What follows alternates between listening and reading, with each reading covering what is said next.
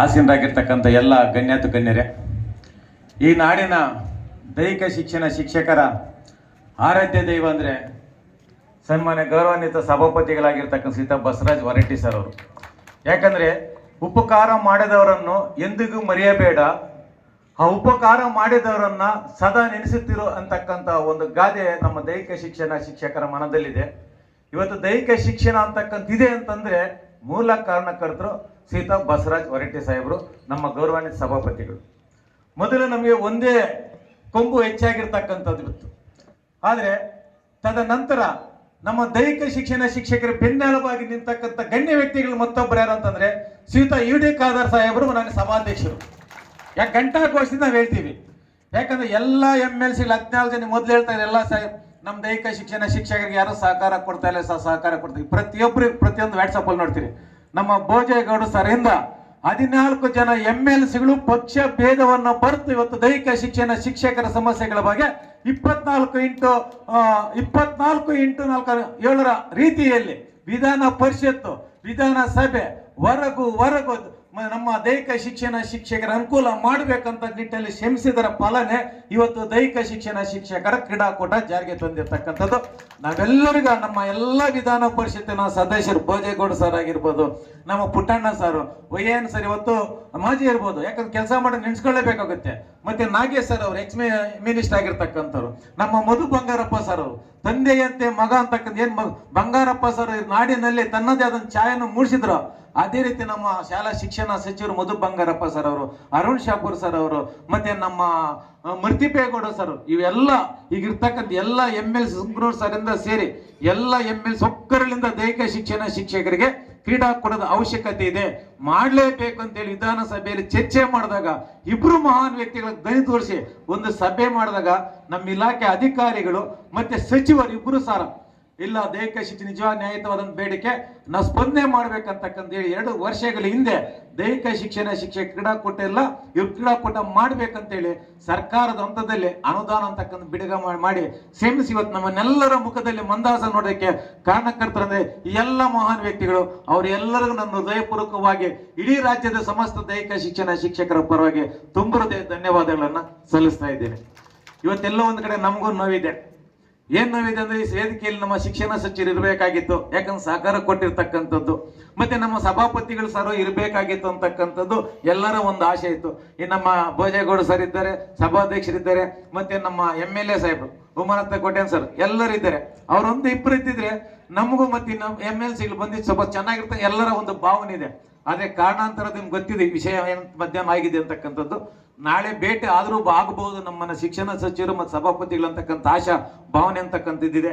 ಆದ್ರೆ ನಮ್ಮ ಈ ದಕ್ಷಿಣ ಕನ್ನಡ ಜಿಲ್ಲೆಯಲ್ಲಿ ಕ್ರೀಡಾಕೂಟ ನಡಿಬೇಕಾದ್ರೆ ಏನು 2 ವರ್ಷಗಳ ನಿಂತ ಅನುದಾನಕ್ಕೆ ತಡೆಯಾಗಲಿಕ್ಕೆ ನಿಂತಿತ್ತು, ಅನುದಾನವನ್ನ ಬಿಡುಗಡೆ ಮಾಡಿಸಿ ಕ್ರೀಡಾಕೂಟದ ಜವಾಬ್ದಾರಿಯನ್ನು ವಹಿಸಿ ಅದಕ್ಕೆ ಚಾಲನೆ ಕೊಟ್ಟಿರ್ತಕ್ಕಂಥದ್ದು ಶ್ರೀಯುತ UD ಖಾದರ್ ಸಾಹೇಬರು, ನಮ್ಮ ಗೌರವಾನ್ವಿತ ಸಭಾಧ್ಯಕ್ಷರು ಮತ್ತು ಸಭಾಪತಿಗಳು ಮತ್ತು ನಮ್ಮ MLCಗಳು ವಿಶೇಷವಾಗಿ ಧೈರ್ಯ ಮಾಡಿ ಕ್ರೀಡಾಕೂಟ ನಾನು ಮಾಡೇ ಮಾಡ್ತೀನಿ, ಏನೇ ಸಮಸ್ಯೆ ಬಂದ್ರಂತ ಎದೆ ಗುಂದಿದೆ ಮುನ್ನುಗ್ಗಿ ಬಂದಿರತಕ್ಕಂಥದ್ದು ನಮ್ಮ ಇಲ್ಲಿನ ಉಪನಿರ್ದೇಶಕ ಶಶಿಧರ್ ಸರ್. ನಿಜವಾಗ್ಲೂ ಇವರಿಗೆ ನಾನು ಎಷ್ಟು ಧನ್ಯವಾದಗಳನ್ನು ಹೇಳಿದ್ರು ಸಾಲದು.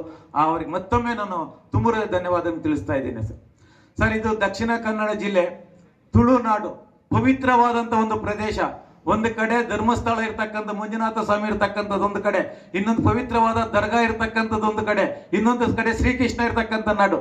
ಇದೇ 2 ವರ್ಷಗಳ ಹಿಂದೆ ಇದೇ ಸ್ಕೌಟ್ ಭವನದಲ್ಲಿ ನೀವು ಮಾಡಿ ನಿಮಗೆ ಬೆನ್ನೆಲುಬಾಗಿರ್ತೀನಿ ಅಂತಕ್ಕಂತ ಹೇಳಿ ನಮಗೆ ರಾಷ್ಟ್ರೀಯ ಕ್ರೀಡಾ ದಿನಾಚರಣೆಗೆ ಸಂಪೂರ್ಣ ಊಟದ ವ್ಯವಸ್ಥೆ ಸಮೇತ ಸೇರಿ ವ್ಯವಸ್ಥೆಯನ್ನು ಮಾಡಿಕೊಟ್ಟು ಇವತ್ತು ಕ್ರೀಡಾಕೂಟಕ್ಕೂ ತಮ್ಮದೇ ಆದಂಥ ರೀತಿ ಸಂಪೂರ್ಣ ವ್ಯವಸ್ಥೆ ಮಾಡಿ ದೈಹಿಕ ಶಿಕ್ಷಣ ಶಿಕ್ಷಕರು ಬೆನ್ನೆಲುಬಾಗಿ ಇವತ್ತು ನಿಂತಿದ್ದಾರೆ ಅಂತಂದ್ರೆ ನಮ್ಮ ಕರುನಾಡ ದೈಹಿಕ ಶಿಕ್ಷಣ ಶಿಕ್ಷಕರ ಕ್ರೀಡಾ ರತ್ನ ಪ್ರಶಸ್ತಿಯನ್ನು ಪಡೆದಿರ್ತಕ್ಕಂಥ ಶ್ರೀಯುತ ಮೋಹನ್ ಆಳ್ವಾಸ್ ಸರ್ ಅವರು ನಿಜವಾಗಲೂ ನಾವು ಎಂದಿಗೂ ಮರೆಯೋದಿಲ್ಲ. ಕೋಟಿಗಳಿದ್ದರೇನು, ದಾನ ಮಾಡುವ ಮನಸ್ಸಿಲ್ಲದಿದ್ದರೆ ಎಷ್ಟಿದ್ದಾರೆ ಏನು ಅಂತಕ್ಕಂಥದ್ದು. ಆದ್ರೆ ಅವರ ಮನಸ್ಸಿನಲ್ಲಿ ಸದಾ ನಮಗೆ ಏನಾದರೂ ಮಾಡಲೇಬೇಕಂತಕ್ಕಂತಿದೆ. ನಿಜವಾಗಲೂ ಎಂದಿಗೂ ಅವರನ್ನ ಮರೆಯುವಾಗಿದ್ದಿಲ್ಲ. ಅವರ ಒಂದು ಉಪಕಾರನೇ ಇವತ್ತು ನಮಗೆ ಈ ಕ್ರೀಡಾಕೂಟ ಅದಕ್ಕೆ ಸಾಧ್ಯ ಆಗಿದೆ. ಈ ಒಂದು ಜಾಗದಲ್ಲಿ ಮೊನ್ನೆ ಸಭಾಧ್ಯಕ್ಷರು, ಸಭಾಪತಿಗಳು, ಶಿಕ್ಷಣ ಸಚಿವರು, ಮತ್ತೆ ನಮ್ಮ ಭೋಜೇಗೌಡ ಸರ್ ಅವರು, ಮತ್ತೆ ಪುಟ್ಟಣ್ಣ ಸರ್ ಅವರು, ಮತ್ತೆ ಅರುಣ್ ಶಾಪೂರ್ ಸರ್ ಎಲ್ಲರೂ ಸಹ ಈ ವೇದಿಕೆಯಲ್ಲಿ ಕೂತಿದ್ದ ಸಂದರ್ಭದಲ್ಲಿ ನಮ್ಮ ಪ್ರಮುಖವಾದಂತ ಒಂದು ಬೇಡಿಕೆ ಇದೆ.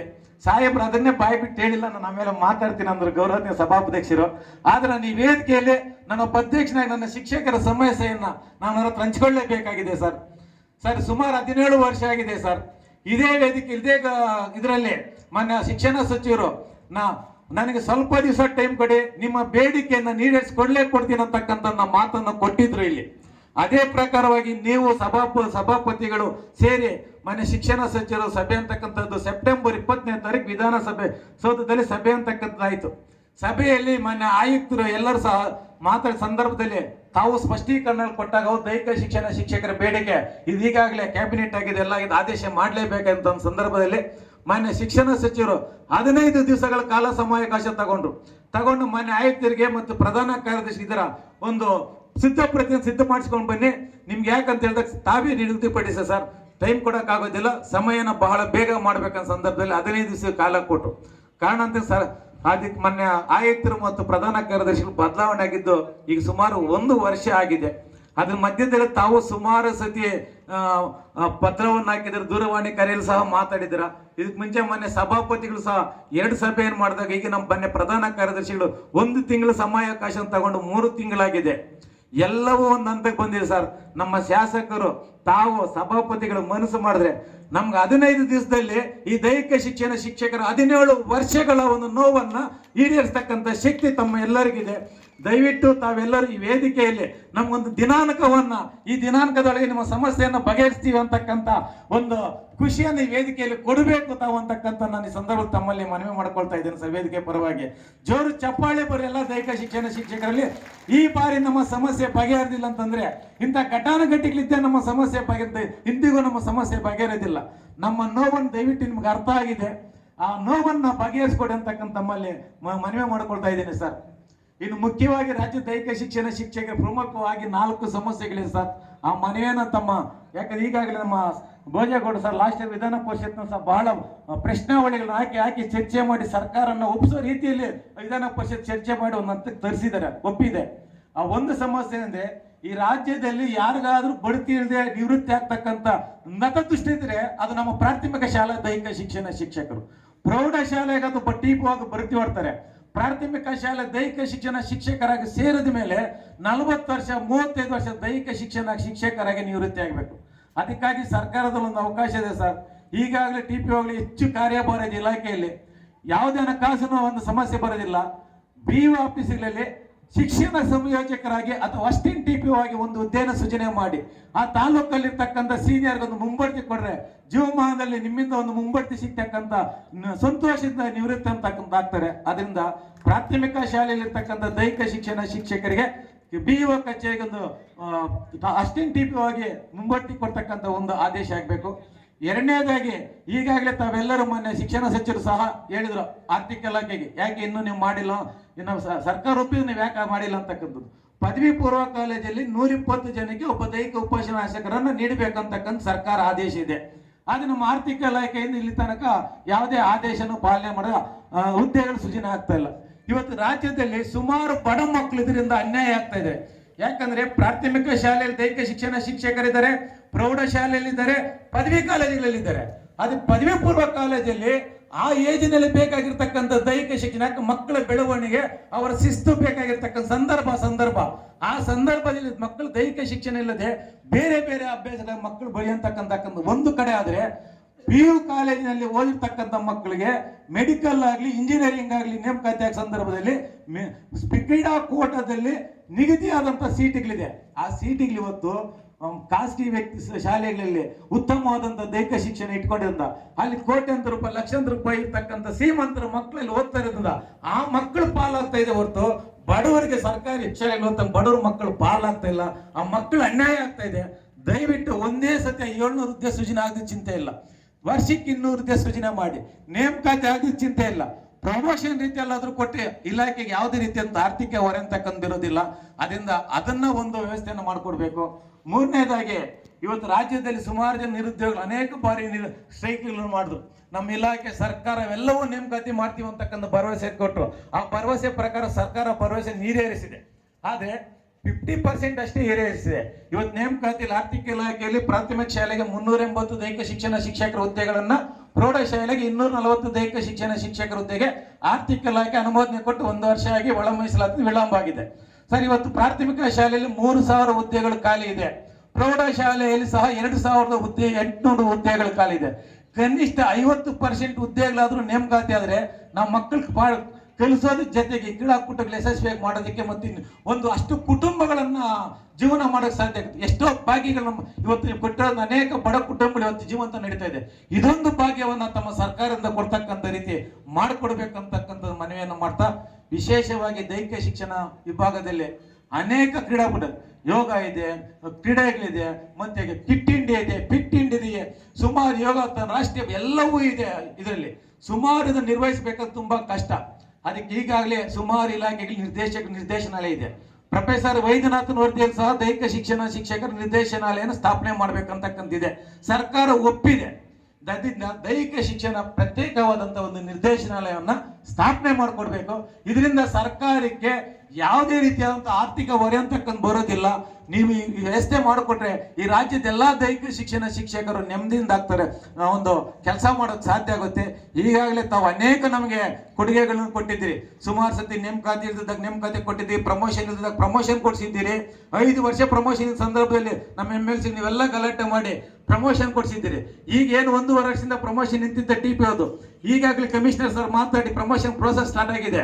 ಮಾನ್ಯ ಮೇಡಮ್ ಅವ್ರು ನಮ್ಮ ನಿರ್ದೇಶಕರು ಹೇಳಿದ್ದಾರೆ, ಕ್ರೀಡಾಕೂಟ ಮುಗಿದ ತಕ್ಷಣ ಪ್ರಮೋಷನ್ ನಾವು ವ್ಯವಸ್ಥೆ ಮಾಡ್ಕೊಡ್ತೀನಿ, ಯಾರು ಚಿಂತೆ ಮಾಡಬೇಡಿ ಅಂತಕ್ಕಂಥದ್ದನ್ನ ನಿಮ್ಮೆಲ್ಲರ ಸಾಕು. ಇಷ್ಟೆಲ್ಲ ಭಾಗ್ಯಗಳು ನಮ್ಗೆ ಕೊಟ್ಟಿರ್ತಕ್ಕಂಥದ್ದು ಜೊತೆಯಲ್ಲಿ ಈ 5 ಭಾಗ್ಯ ಅಂತಕ್ಕಂಥದ್ದು ಇದೆ ಸರ್. ಅದ್ರಲ್ಲಿ ಯಾವುದು ಫೈನಾನ್ಸ್ ಇಲ್ಲ. ದಯವಿಟ್ಟು ಇದಕ್ಕೊಂದು ಮುಕ್ತಿ ಮಾಡಿಕೊಡ್ಬೇಕು ನೀವೆಲ್ಲರೂ ಸೇರಿ ಅಂತ ಹೇಳ್ತಾ ಇಡೀ ರಾಜ್ಯದ ಪರವಾಗಿ ತಮ್ಮಲ್ಲಿ ಮನವಿ ಮಾಡ್ಕೊಳ್ತಾ ಇದ್ದೀನಿ. ವಿಶೇಷ ವಿವಿಧ ಜಿಲ್ಲೆಗಳಿಂದ ಆಗಿರ್ತಕ್ಕಂಥ ಒಂದು ಹಬ್ಬದ ರೀತಿಯಲ್ಲಿ ಕ್ರೀಡಾಕೂಟವನ್ನು ಸಂಘಟನೆ ಮಾಡಿರ್ತಕ್ಕಂಥ ನನ್ನೆಲ್ಲ ಜಿಲ್ಲಾ ಸಂಘದ ಪದಾಧಿಕಾರಿಗಳು, ಎಲ್ಲ ಜಿಲ್ಲೆಗಳ ಅಧ್ಯಕ್ಷರಿಗೂ ಆ ಸಹಕಾರ ಕೊಟ್ಟಿರ್ತಕ್ಕಂಥ ನಮ್ಮ ಏನು ದಾನಿಗಳಿದ್ದಾರೆ, ಕೊಡುಗೆ ದಾನಿಗಳು, ವಿಶೇಷವಾಗಿ ಕಲರ್ ಟಿ ಶರ್ಟ್ ಹಾಕೊಂಡಿರ್ಬೇಕಂತ ದಾನಿಗಳು ಕೊಡುಗೆನೆ, ಆ ದಾನಿಗಳು ಸಾಕಂತ ಯಶಸ್ವಿಯಾಗಿದೆ. ನಿಮ್ಮೆಲ್ಲರಿಗೂ ಧನ್ಯವಾದವನ್ನು ತಿಳಿಸ್ತಾ ಈಗ ನಮ್ಮ ಸಭಾಧ್ಯಕ್ಷರು ಮಾತಂದ್ರು, ಮುಂದಿನ ದಿನಗಳಲ್ಲಿ ಇನ್ನೂ ಚೆನ್ನಾಗಿ ಮಾಡೋಣ ಅಂತಕ್ಕಂಥದ್ದನ್ನ. ಖಂಡಿತ ಸರ್, ನಮ್ಗೆ ಇಲಾಖೆಯಿಂದ ರಾಜ್ಯ ಮಟ್ಟಕ್ಕೆ 25 ಲಕ್ಷ ಬರ್ತಾ ಇದೆ ಸರ್. ಸರ್ಕಾರಿ ನೌಕರ ಕ್ರೀಡಾಕೂಟ 1.5 ಕೋಟಿ ಬರ್ತಾ ಇದೆ ಸರ್ ದುಡ್ಡು. ನಮ್ಗೆ ಜಾಸ್ತಿ ಕೇಳಲ್ಲ ಸರ್. ನಮ್ಮ ಶಾಲಾ ಶಿಕ್ಷಣ ಇಲಾಖೆ ಇದೊಂದು ಮಿಕ್ಸ್ ಮಾಡೋ ಬದಲಾಗಿ ಯುವ ಸಬಲೀಕರಣ ಮತ್ತು ಕ್ರೀಡಾ ಇಲಾಖೆ ಕ್ರೀಡಾಕೂಟಗಳಿಗೆ ಕೋಟ್ಯಾಂತರ ರೂಪಾಯಿ ಹಣವನ್ನು ಸರ್ಕಾರ ಬಿಡುಗಡೆ ಮಾಡ್ತಾ ಇದೆ. ತಾವು ಮಾನ್ಯ ಆಯುಕ್ತರಿಗೆ ಅಥವಾ ಪ್ರಧಾನ ಕಾರ್ಯದರ್ಶಿಗೆ ಒಂದು ಮನವಿ ಮಾಡಿ ಮುಂದಿನ ಸಾಲಿನಿಂದ ದೈಹಿಕ ಶಿಕ್ಷಣ ಶಿಕ್ಷಕರ ಕ್ರೀಡಾಕೂಟಕ್ಕೆ 1 ಕೋಟಿ ರೂಪಾಯಿಯನ್ನ ಬಿಡುಗಡೆ ಮಾಡೋ ವ್ಯವಸ್ಥೆ ಆದ್ರೆ ಎಲ್ಲ ಟೀಚರ್ಸ್ ನಾವು ಸರ್ಕಾರಿ ನೌಕರ ತರನೇ ಟ್ರ್ಯಾಕ್ ಶಿಫ್ಟ್ ಹಾಕೊಂಡು ಖುಷಿಯಿಂದ ಇರ್ತೀರಿ. ದಯವಿಟ್ಟು ನಮ್ಮ ಶಾಸಕರು, ನಮ್ಮ ಭೋಜೇಗೌಡ ಸರ್ ಅವರು, ಮತ್ತೆ ನಮ್ಮ ಸಭಾಪತಿಗಳು ಮೋಹನ್ ಆಳ್ವ ಸರ್, ಮತ್ತೆ ನಮ್ಮ MLA ಸಾಹೇಬ, ಯಾಕಂದ್ರೆ ನಮ್ಮ ವಿಧಾನ ಪರಿಷತ್ ನಮ್ಮ ಶಕ್ತಿ ಇದ್ದಾರೆ ಸರ್. ವಿಧಾನಸಭೆ ತಾವು ಮಾತಾಡಿ ನಮ್ಗೆ ಅನುಕೂಲ ಮಾಡ್ಕೊಡ್ಬೇಕಂತ ನಮ್ಮಲ್ಲಿ ಮನವಿ ಮಾಡ್ಕೊಡ್ತಾ ಈ ವೇದಿಕೆಯಲ್ಲಿ ಖಂಡಿತ, ಯಾಕಂದ್ರೆ ಇದು ಪವಿತ್ರವಾದಂತ ನಾಡು. ಈ ಭಾಗದಲ್ಲಿ ಏನಾದ್ರೂ ಒಂದು ಆಶ್ವಾಸನೆ ಬಂದು ಖಂಡಿತವಾಗಿ ಈಡೇರುತ್ತೆ. ಕ್ರೀಡಾಕೂಟ ಮಾಡಿಸ್ತೀವಿ ಅಂತ ಹೇಳಿ ಇವತ್ತು ಮಾಡಿದ್ರೆ ಇದೇ ಜಾಗದಲ್ಲಿ ಅದೇ ರೀತಿ ಆಗ್ಬೇಕಂತಕ್ಕಂಥದ್ದನ್ನ ಮನವಿ ಮಾಡ್ತಾ ನಾನು ಹೆಚ್ಚು ಸಮಯ ತಗೊಂಡಿದ್ದೀನಿ. ದಯವಿಟ್ಟು ಇದು ನನಗಾಗಲ್ಲ, ನನ್ನ ವೃತ್ತಿಗಾಗಿ ನನ್ನ ಮಾತಿನಲ್ಲಿ ತಪ್ಪಿದೆ ಕ್ಷಮೆ ಇರ್ಬೇಕಂತ ಕೇಳ್ತಾ ದಯವಿಟ್ಟು ಇದಕ್ಕೊಂದು ಮುಕ್ತಿ ಮಾಡಿಕೊಡ್ಬೇಕು. ಯಾಕಂದ್ರೆ 17 ವರ್ಷ ಹೇಳ್ತಿರ್ತಕ್ಕಂಥ ಮತ್ತೆ ಹೇಳ್ಕೊಂಡು ಹೋಗ್ತಕ್ಕಂಥದ್ದು ಎಷ್ಟೋ ಜನ ನಿವೃತ್ತಿಯಾಗಿ ಇವಾಗ ಸುಮಾರು ಜನ ನಿವೃತ್ತಿಯಾಗಿ ಶಿಕ್ಷಕರು ಬಂದಿದೆ ಸರ್. ಕ್ರೀಡಾಕೂಟ ನಮ್ದು ನೋಡ್ಬೇಕಂತ ಲಾಸ್ಟ್ ಇಯರ್ ಆಗಿದ್ದ ಪಾಪ ಅವರು ಭಾಗವಹಿಸ್ತಾ ಇದ್ರು. ಇದರಿಂದ ಕೊನೆ ಆಗ್ಬಾರ್ದಕ್ಕಂತ ಹೇಳ್ತಾ ನಿಮ್ಮೆಲ್ಲರಿಗೂ ಒಂದು ಸ್ಥಾನ ಮಾತಾಗಿ ಮುಗಿಸ್ತಾ ಇದ್ದೀನಿ. ಜೈ ಹಿಂದ್, ಜೈ ಕನ್ನಡ ಮಟ್ಟಿ. ನಿಮ್ಮೆಲ್ಲರಿಗೂ ನಾನು ತುಂಬ ಧನ್ಯವಾದ ಸರ್. Thank you sir. ಧನ್ಯವಾದಗಳು ಸರ್.